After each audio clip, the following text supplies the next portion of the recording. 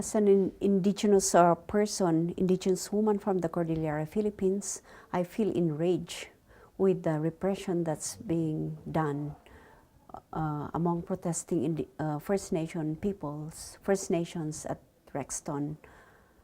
The protest, I see the protest as legitimate because it's an assertion of the First Nations' right to their land and resources that's being damaged or destroyed by the fracking project. So this scene is this is very much similar or same to the situation that indigenous peoples in the Philippines, in the Cordillera, are facing. And it's unthinkable for me to see this happening in a country like Canada, who is announcing itself around the world as a country respecting human rights. It's not always for us to be able to come to communities like this because of the distance, the travel, and the expense. So we really take advantage of this opportunity to be able to join Vernie and come and speak to you. For the Philippine government, it uses the beauty of my region, the Cordillera, as well as the country, to entice tourists. So the number one source of income of the Philippine government is like sending the overseas, the workers overseas, and then second would be tourism, and third would be, now I'm not sure of, yeah. And that is in the situation that the Philippines is relying largely on agriculture. So while it's announcing that's already like joining the Asian tigers, the reality is, or the truth is, we're still living in extreme, much of the population is living in extreme poverty. That's around 85%. So the 15% would be like, most of them would be like those who would be in control of the big land areas, and those who would be like operating the businesses in partnership with foreign corporations. And most of them would be the ones occupying the seats in the Philippine Congress and in the Philippine Senate, as well as in the other top bureaucratic positions. It would also be good to share that the Philippines had it had been a colony of first the Spaniards.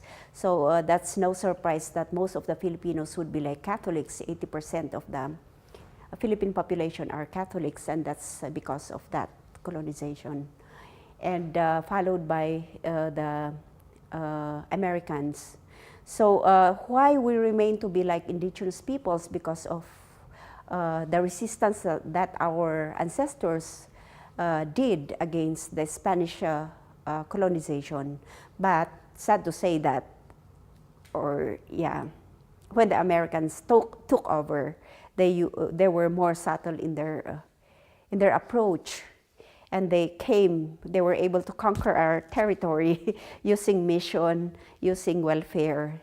So yeah, that was, and they brought in like American education. That's why most of our, my grandparents would be like, even if she only went to school for like, until the second grade, but she can fluently speak English. And once you finish, like my grandfather finished until grade 7, and that would already qualify him to become a teacher. So that was like around their time. But that system continued to continue up to the present. So the laws and policies of the Philippines is highly influenced by the colonial past.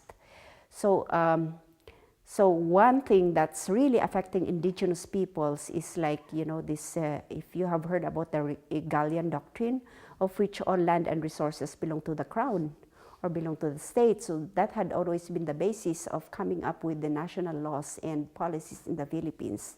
And that brings no surprise if the resources in indigenous territories like that in the Cordillera region would always be treated by the government or by the state as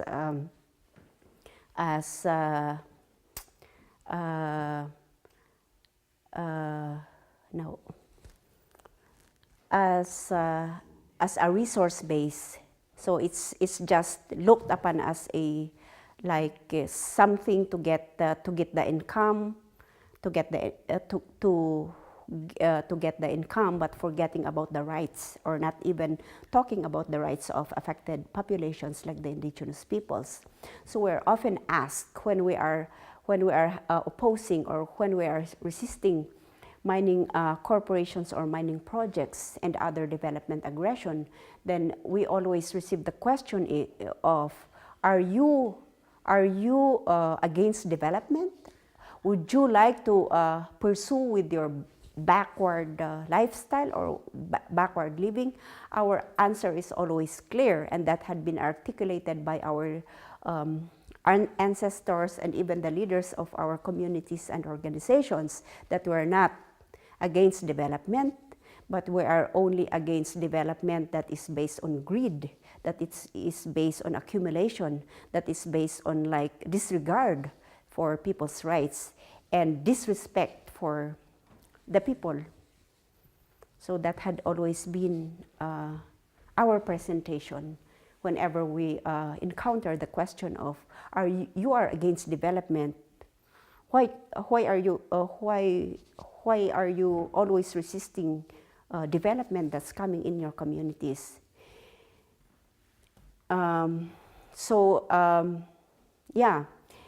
Our resistance, which I hope will be the inspiration that I'm going to bring you this afternoon, is based on the belief or on the worldview that land is life. It's something that is not owned by just one person, one family, or one corporation, but it's a source of life, and it's something that's an obligation of communities, of peoples, and it's something that nurtures not just the present generation, but future generations as well. With the Cordillera is that is where you in general the Philippines is within the Pacific Rim. So it is as of 2000 it ranks as the third in the world in terms of gold reserves, and then fourth in terms of copper. Yeah.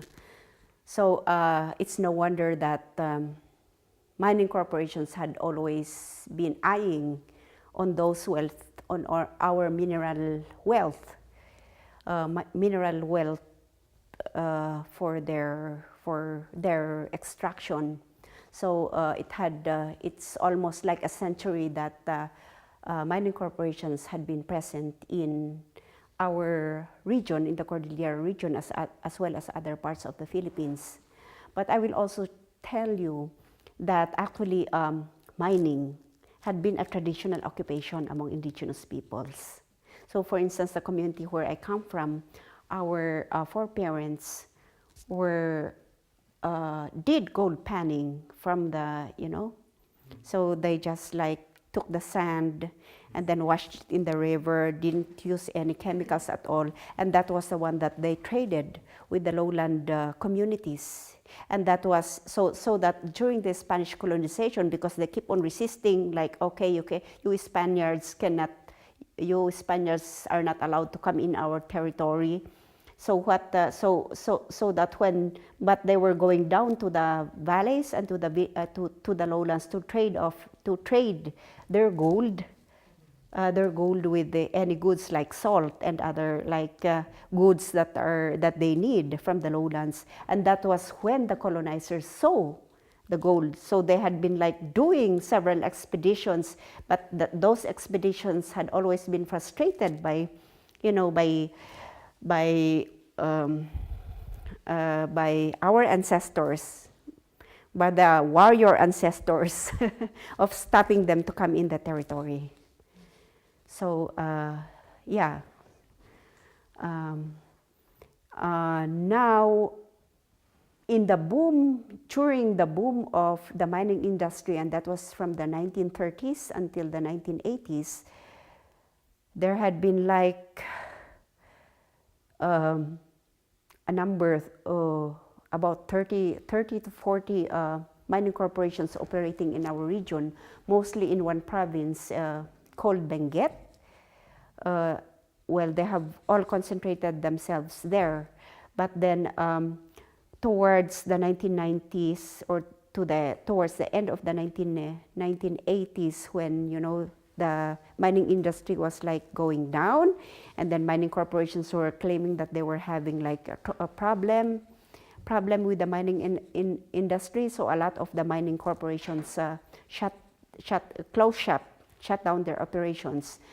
So that from towards the end of 1990s, only 3 big mining corporations, which are the Lepanto Mining Corporation, the Felix Mining Corporation, and the Benguet Consolidated Incorporations, were left. Were the only ones left to continue on with the mining operations. But these are the biggest mining companies of all those almost 40 that operated in the Cordillera region. And these are also the mining corporations which are notorious, or which have a bad record in terms of like treating their workers, and in terms of not just the workers but also the families. Like they were not able to provide the basic services or the basic facilities that the mining corporations should give to their workers and the families of their workers. So that also began. So I can also share to you that the workers' movement in the Philippines began from the, you know, from the presence of, from the setting up of these mining projects, or when the mining corporations came in. So that during the decline of the mining industry, what the Philippine government did was to come up with a national mining law, which we call the Philippine Mining Act of 1995. So there was already a powerful mining law that was set up by the American colonizers in 1904. But then, because of that, well, using as a reason that the mining decline, then they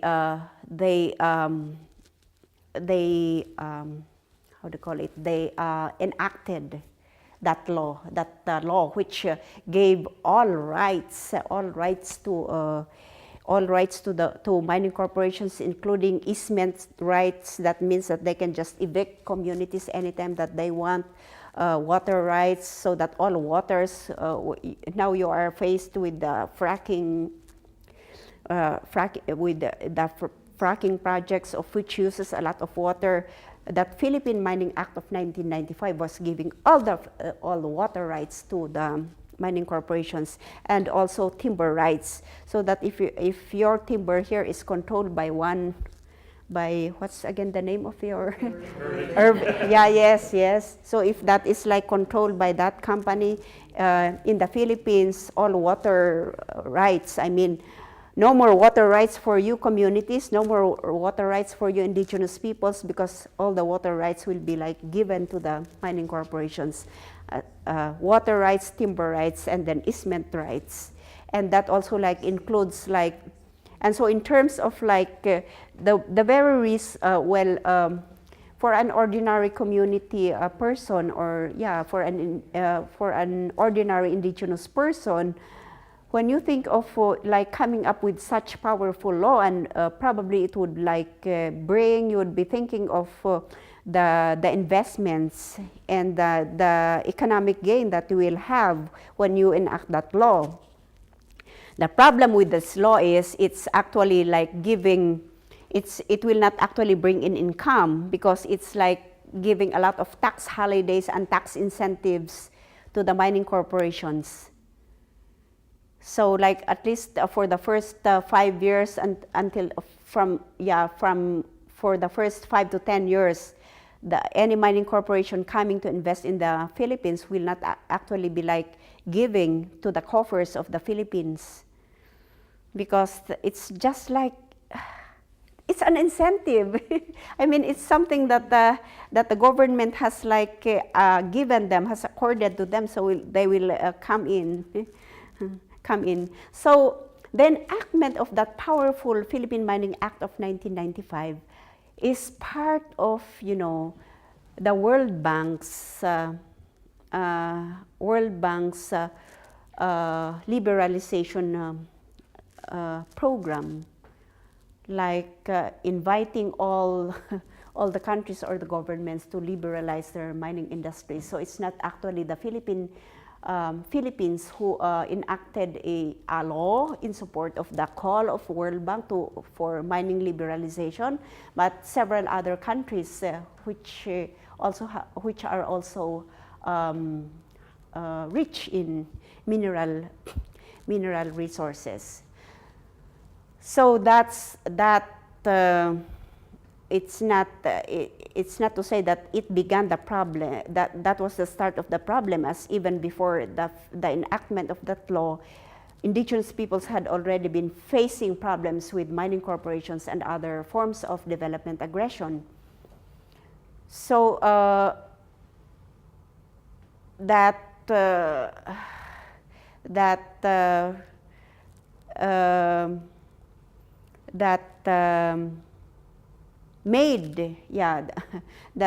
made our region to be a destination of all this mining investment, so that at present, can you believe that 66% of our ancestral territory is covered by the three ongoing mining operations, plus a number of other applications.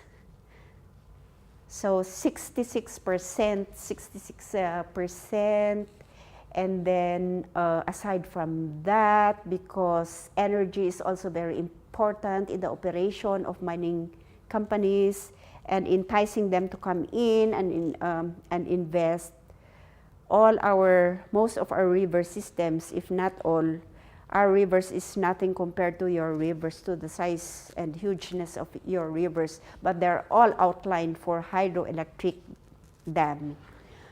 So there are now 3 huge dams in the Cordillera, and we are aware also that those huge dams are supplying enough energy that the country would need. But despite that, government continue to keep on inviting corporations to come and open up the dams. And aside from that, geothermal energy as well. So clearly, as government intensifies its intention to let these mining projects operate, then all these energy projects are also coming in. So what we are facing right now is protesting, not because we are anti-development or we refuse to live with our backward lifestyle and living. It's because all these projects would mean displacement, would mean death for us. And we are also aware that that it's not only our region or the indigenous peoples in the Cordillera who will be affected by the impacts of these projects, but we are also aware that all other, nearby, because the impacts are far-reaching. So that it will mean the pollution of the Pacific, it will mean heating of the earth, and it will mean the impact will not just be felt by us, but it will not just be felt by the Filipinos, but it will be felt by the other parts of the world as well. And I would like to say also that Canadian mining corporations are involved in all these investments. Yeah. And in the process of resistance, because communities would assert that assert life more than the death that these corporations or corporate projects would bring, we often face harassment.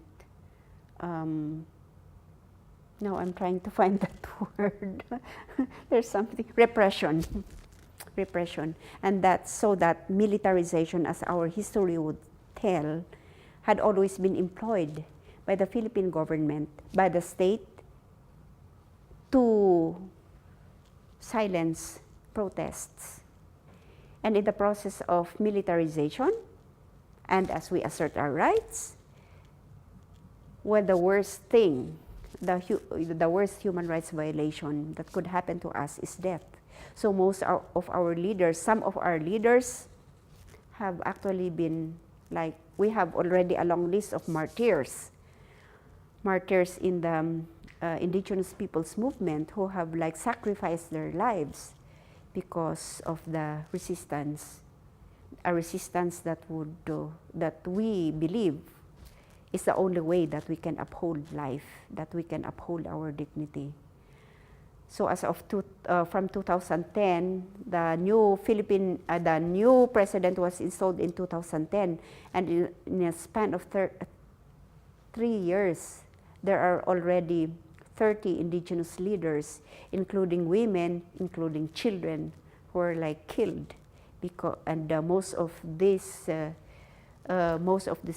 when you look into the profile of the leaders that were killed, most of them are involved in like defending land, life, and resources, protesting against the forced entry of mining corporations, protesting against the forced entry of hydroelectric projects and plantations.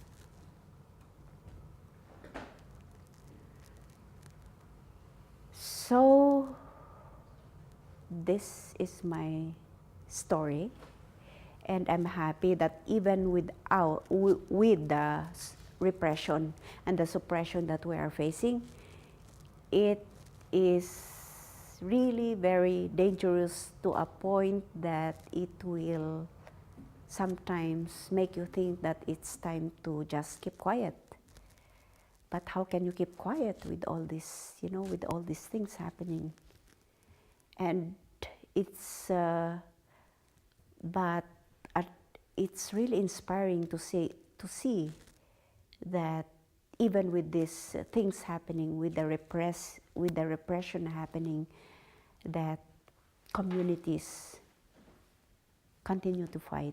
Organizations, indigenous peoples organizations, women's organizations, the youth, along with the churches, join hands to fight the repression and call for the upholding of life, the upholding of dignity, the upholding of survival.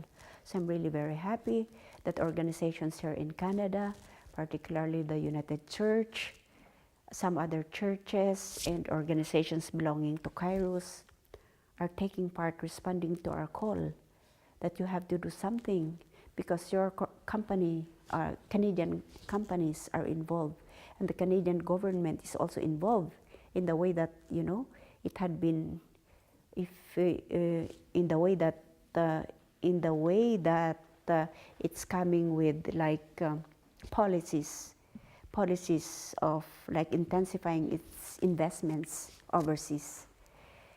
And the role of Canadian citizens, the role of Canadian churches is very crucial at this point.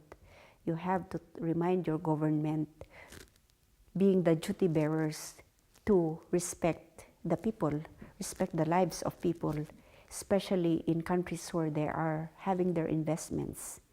And this is not just like an issue of us being the ones directly affected. It's also your issue, it's also your responsibility. Thank you very much. I also would like to give thanks, from Kairos for being with us and standing with us at the time that, we were in crisis. We were defunded by the Canadian government in 2009 because of the social action, because of the work that we do in standing up with partners and providing accompaniment to partners who are fighting or struggling against human rights and inequalities and so on. So since 2009, and up to the present, we're not getting any funding from the Canadian government, but we're able to continue our work because of the individual support that people like you continue to provide us. Over the years, we went through several restructuring because of the dwindling resources and so on, but we continue also to strive to be present. The video that we just showed you beginning of this conversation was actually a video taken during the 2011 mining conference that we organized. We were able to gather 150 church leaders from across the world and also leaders from affected communities. And we held this conference in response to our partners, clamor to have their voices heard. And when I say partners, we're not only talking about the partners in the South, but also partners here in Canada. Because as the last 2 weeks experience here in New Brunswick, in Rexton, it clearly showed us, the connection that right in our neighborhood, the struggle, to protect the environment, the struggle against injustice, and the displacement of people and so on is still very much alive here. So in that, what I really like about that video is that it's not time bound. Like you can keep on showing it, and the messages that the church leaders and leaders from communities are saying is still very much relevant to today. And it's a starting point to trigger some discussion and some discernment on where actually we're leading to, as far as how far development can go, like how far the extraction of the earth's wealth should continue just to enable us to continue with the way we're living now. Vernie's story is one of the stories that makes Kairos, relevant, makes, the coming together of the different churches and individuals, faith groups, and people with faith to say this is not right, and we should respond. At Kairos, we have this mining justice program. We have Indigenous rights program, and we also have the Women of Courage project, where we highlight and we try to bring the voices of women into the forefront and highlight the struggles of women in trying to continue the sustainable life that they have against, the superficial boom economically, and then later on, it's gone.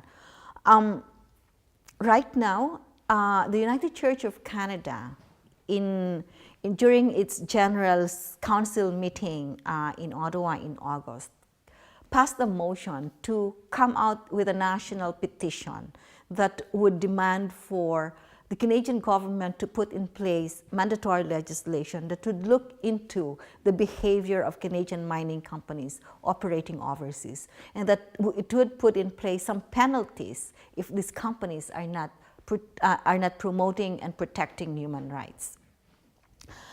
That petition, we were able to gather about 6,000 signatories. In that petition were actually tabled at the Parliament last October 22.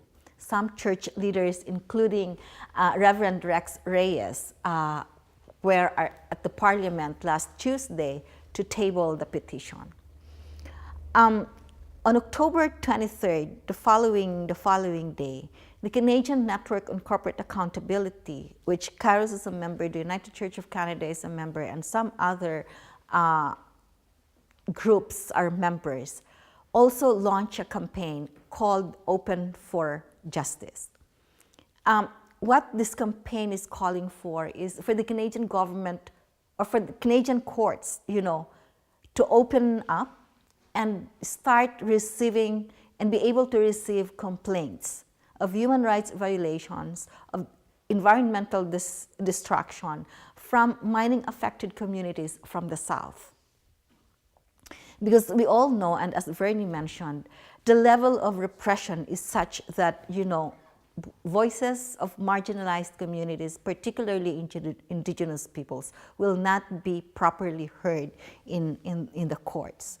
The use of, the armed forces, the use of paramilitary groups. In the Philippines, the president declared, or in an executive order, created the Investors Defense Force, meaning, mining companies, multinational companies can hire paramilitary groups and even the armed forces to provide them security so that their operations are not going to be hindered or stopped. And we see that too happening in Guatemala, in El Salvador, in some other countries. So the national laws and states are actually working to promote trade and investment and working to protect, foreign investments in host countries. And Canada is very much active in ensuring that these governments, the host governments, are providing the protection that is needed to ensure that, our investment, the return of investment is there. Also, the Catholic Church, in the middle of, towards the end of September, launched a campaign, and it's called Voices for Justice.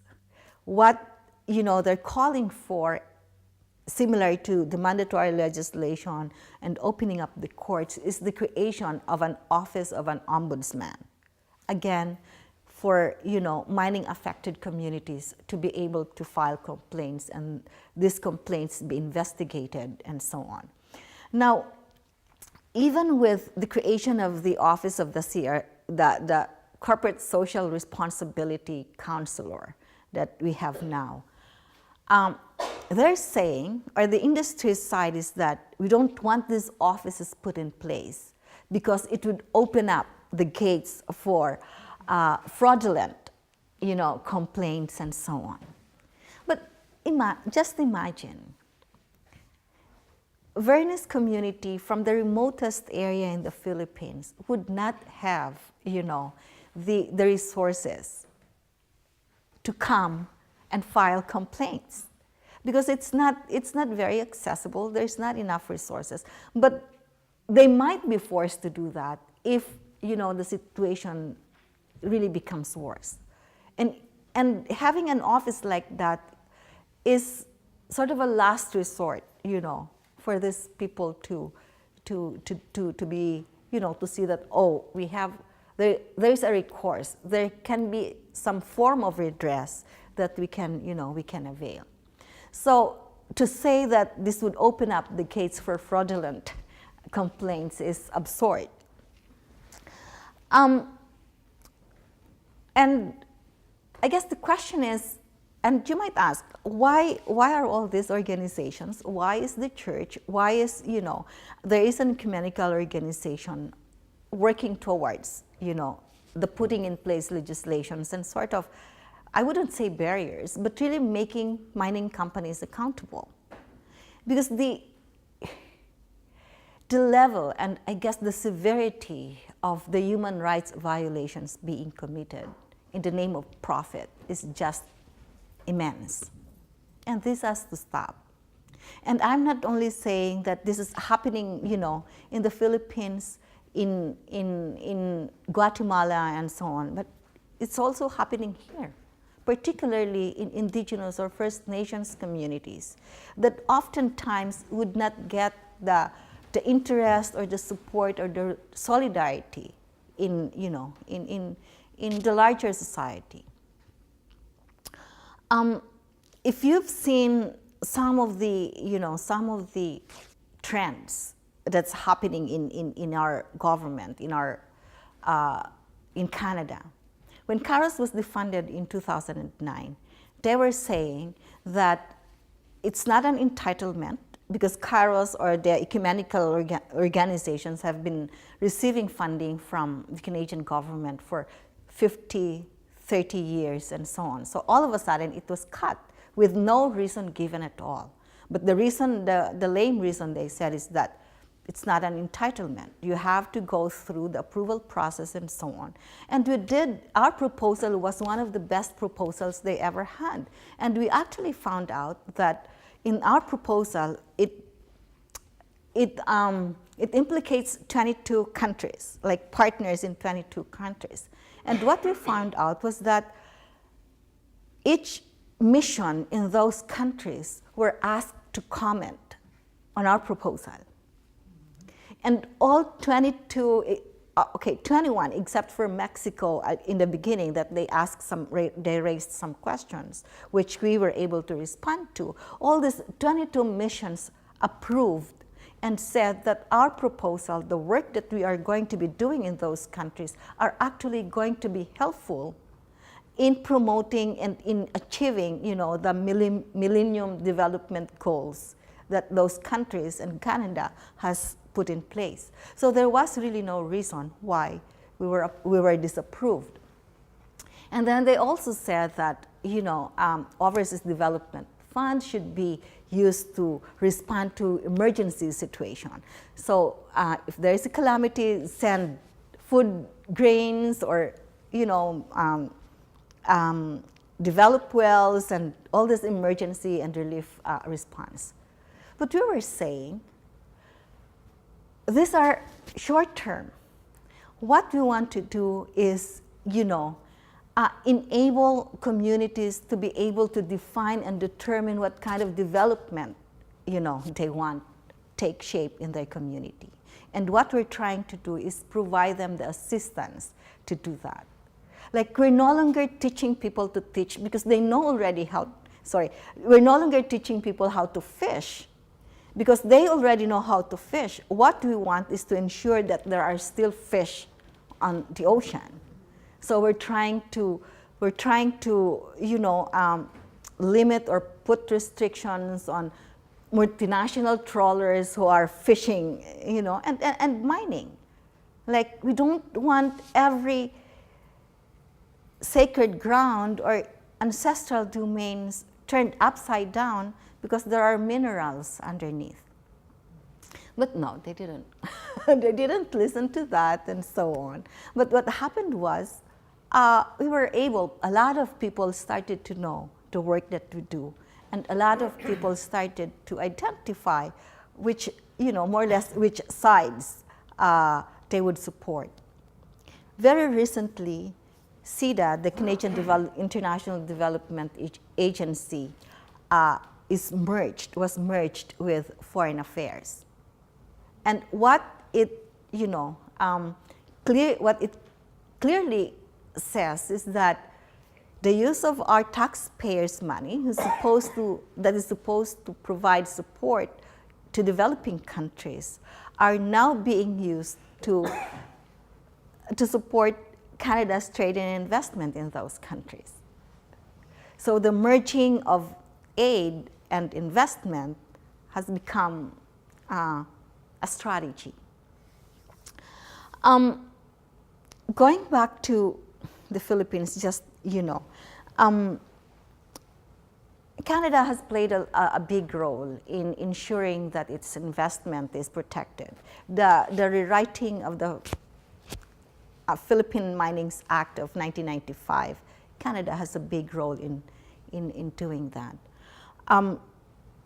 There are some bilateral aids that Canada has provided to the Philippines. One is around human rights training for military personnel and improvement of the justice system. But in an Amnesty International report last year, it found out that the human rights training that the armed forces are supposed to get so that they know the international human rights covenants and so on was not actually used for that. what it was used for is, to train military personnel how to get away when they're being investigated of human rights, violations. And we reported that to Foreign Affairs and so on, and we said, you should look into this, because we don't want our taxpayers' money used in such a thing. We didn't know what has happened and so on. But we also have some friends in the parliament. Last year, a group of a bishop from the Philippines and a member of the Philippine Congress presented in front of the subcommittee for International Human Rights under the Standing Committee of Foreign Affairs. And they invited, the subcommittee members to organize a study mission to the Philippines to look into this, these reports and see for themselves exactly what is going on. Because sometimes, you have to challenge them to do that. Otherwise, they would just say, oh, you might not be telling us the truth, or we have these different reports and so on. So the invitation was given, and they were open to that invitation. But we still have to follow up and make sure that it happens, because the issue they were saying is around budget. Going back to what we are doing, and maybe I'll stop in a few minutes just so we can have more time for discussion and interaction, and maybe see, given the context and the environment that we have both here in Canada and in other countries, what is it we can do? What is it we can do to support the work of the United Church, Kairos, and some other organizations who are raising these issues of justice? One of the things pointed out both in the film and also in Vernie's sharing is the accountability, our accountability, and sometimes could be seen as our complicity, to this investment and trade, knowing that some of our pension funds, some of our monies are invested into these mining companies. A very good example of that is the Maritimes Conference of the United Church of Canada, Church in Action and Mining the Connection, has put forward a motion to the UCC General Council meeting last year, asking the UCC Pension Board to divest from Goldcorp. Goldcorp is a Canadian company that is invested in Guatemala and is creating a lot of havoc and repression and so on. The pension board, responded that they can't do that easily because they have the fiduciary responsibility and they have to ask every member who is contributing to the pension fund. In the meeting this weekend, the UCC Turning Over the Tables event, the Maritime Conference came out with a petition, and we would like, to appeal to you to look at this petition and sign it. The petition is addressed to UCC pensioners, pension members, the ecumenical organizations, and concerned individuals to sign into this petition, calling again the members of the UCC Pension Board to divest from Goldcorp. The Maritime Conference, together with the national office, the UCC national office in Toronto, is actually organizing a delegation to Guatemala.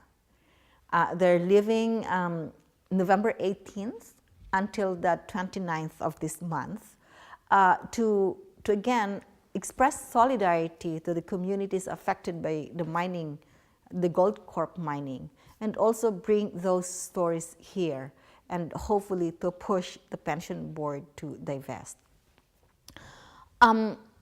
We also, Kairos has expressed solidarity to the Indigenous peoples in, in Rexton, I can't pronounce the, that you know, over the last 2 weeks we've seen violence exploded and so on. And I think we have to make these connections more concrete and think of actions that, you know, we can do, not big and ambitious actions, but something that is doable, something that, you know, would not demand too much of our time and too much of our resources, but really expresses our solidarity and also making those connections more closer, and yeah, because we're all God's creation. We're all human beings having the same rights and should have the same dignity. And we can only exercise that when we start saying we're different than them, they are the others, but recognize that the issues they face are the same issues that we face here in Canada, and how can we respond to that more concretely and genuinely. There was an environmental mission that we conducted. So it was like an environmental and health mission that we conducted in the river that was being polluted by the Lepanto Mining Corporation, and that was the mining company that also the Beaconsfield Initiative, which went to our region, came to our region for a mining and human rights mission in January 2012.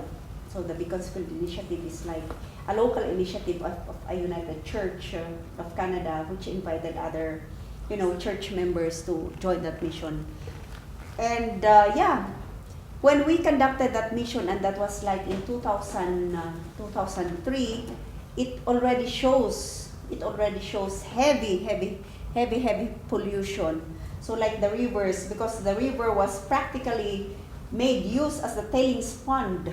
Oh dear. Tailings pond. So you toured us to, you know, this big pulp mill. Yeah, pulp mill. And then Connie was asking if they were not dumping their waste to the river, because right below the pulp mill was like the huge river. In the Philippines, what you will see is the river would be like the waste, the tailings waste, or that's where waste of corporations, of factories would be